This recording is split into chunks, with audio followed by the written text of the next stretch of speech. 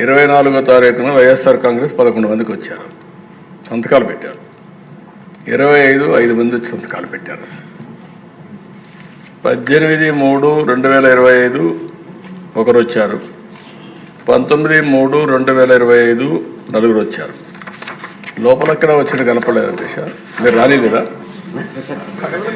మీరు మాకు ఐడియా లేదు, మీరు రానిలేదేమో అని మాకు అనుమానం.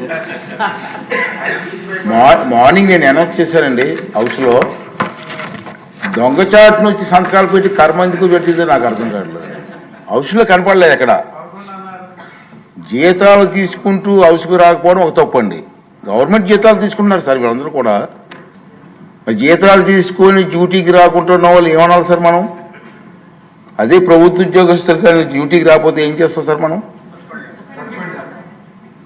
అంటే దీనికి అంటే తెలియని చెప్తున్నాను, ప్రజలకు కూడా తెలియాల్సిన అవసరం ఉంది సార్.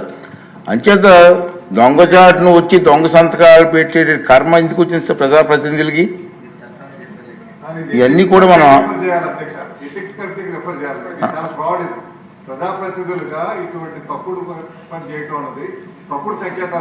డెఫినెట్ చేద్దామండి.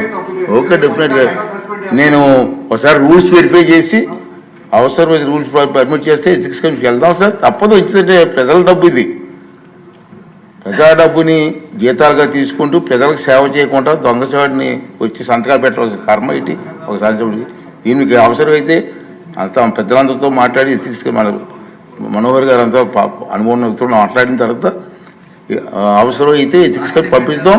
దీని మీద సరైన కఠిన చర్య చేస్తారు. రాబోయే రోజుల్లో ఎమ్మెల్యే తాలూకు పాత్ర ఏంటి, వాళ్ళ డ్యూటీస్ ఏంటో వాళ్ళకి తెలియాలి, ప్రజలకు కూడా తెలియాలని ఇది నా తాలూకు ఆలోచన విధానం సార్.